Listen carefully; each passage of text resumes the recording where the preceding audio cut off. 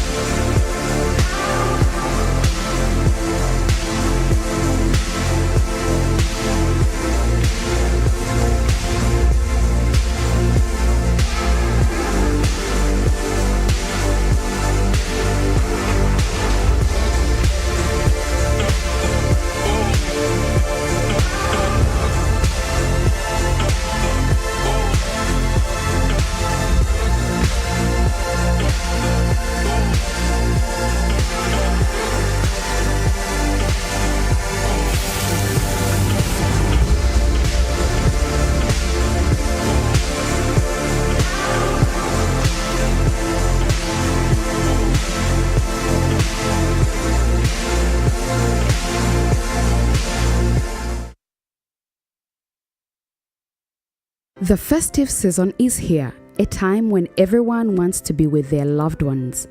Last year, over 25,000 road accidents were recorded, resulting in more than 5,000 fatalities.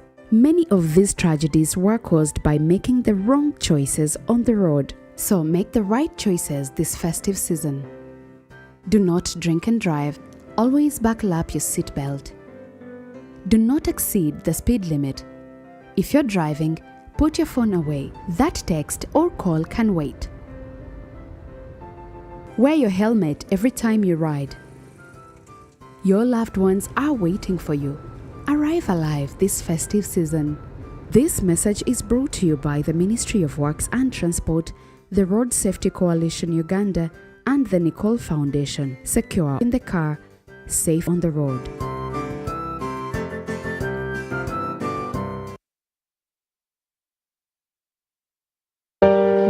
Escape the ordinary. Welcome. Discover the Pacho Bella, your urban oasis. Indulge in mouth-watering meals crafted with passion, served with exquisite care. From intimate dinners to grand celebrations and family reunions, our beautiful scenery and unmatched service sets the stage for unforgettable memories. And with deals perfect for family, friends, and every special occasion. The Pacho Bella is where every moment becomes a celebration.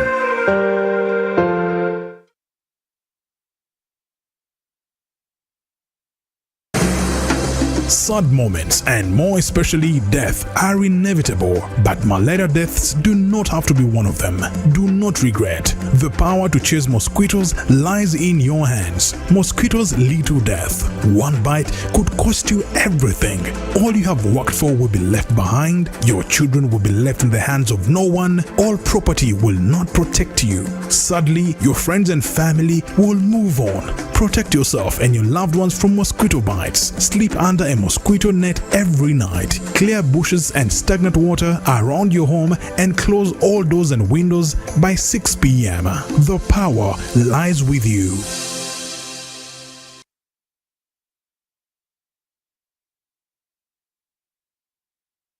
Celebrate the spaces that hold your laughter, the corners that keep your dreams, and the walls that have witnessed your stories. Celebrate home, celebrate you.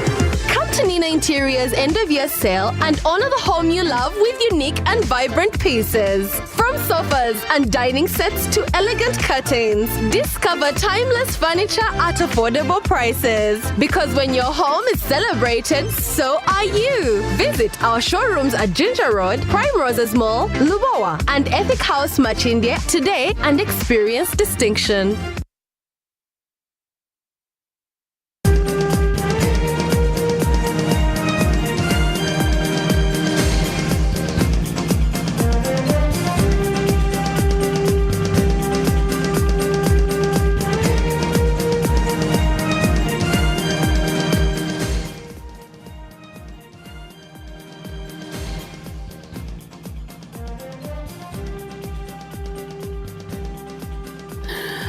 Welcome back. Thank you so much for keeping it to NBS Television. This is the Morning Breeze, your most authoritative morning current affairs show. And of course, day 2 of the year, first day of the Media Roundtable in the year 2026. As we look at the events unfolding in the country, 15th will be an election day, not just presidential, but parliamentary. Now, ahead of the parliamentary elections, of course, there's been a lot of disqualifications coming in from the Electoral Commission. Now, for the first time, the tribunal of the Electoral Commission was quite a thing to look at, especially with the decisions that were taken through. But also with the ever-changing dynamics of parliamentarians in parliament, the attrition rate, what would 15th of January probably look like as we head there? Richard, this time I want to start with you. I know of all of us, you've covered quite a number of elections, much more than we have done. What do you envisage for 15th and the aftermath thereafter? What kind of parliament do you expect that we will be having? What kind of electoral decisions will be taken by the electorates? Is it emotional? Is it about substance? Because we are in a very highly emotive season. No, it depends on where you are. I think the emotions just depend where you are. In my And village, who you're supporting. In my village, where you are really. The perception of what is at stake. In my village, in Nkokonjero, I was checking. There are about, I think, 2,900 registered voters. Last time, I think you had 742 coming to vote, even when it was supposed to have been a motive. So more than half of the people don't come, and you find that pattern playing out in many areas. So when you sit in Kampala, it is as if the level of emotions is the same countrywide. Not true. So that's one. Secondly, I have said here, I can repeat that again, that except for an extremely fundamental something that happens, President Yoweri Museveni will be declared president again. And really, that's neither here nor there. You will have all manner of petitions, all manner of petitions. Including a presidential the courts petition. and whatever should be prepared for so much work. It would also be miraculous not to have some violence. Total miracle that we will not have some violence in this country. The thing for me to watch is the two groups of young people who are being prepared and primed from all sides, from the red and yellow sides, we can say. Because if you have a group of young people with a not so lowly ranked military officer, threatening violence, then you have to get concerned. We haven't seen this previously in the elections I have covered. These ones must be reined on, in my view. They must be reined on. I don't know if that will happen, because what has happened over the elections is that you have extreme voices on both sides taking the day, more or less. Extremism has become more mainstream around the decision-making processes. It doesn't matter whether it's in the opposition or in the ruling group.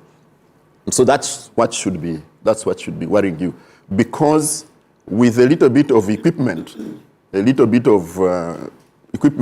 this can escalate very well. These young people, in my view, consider us the same. For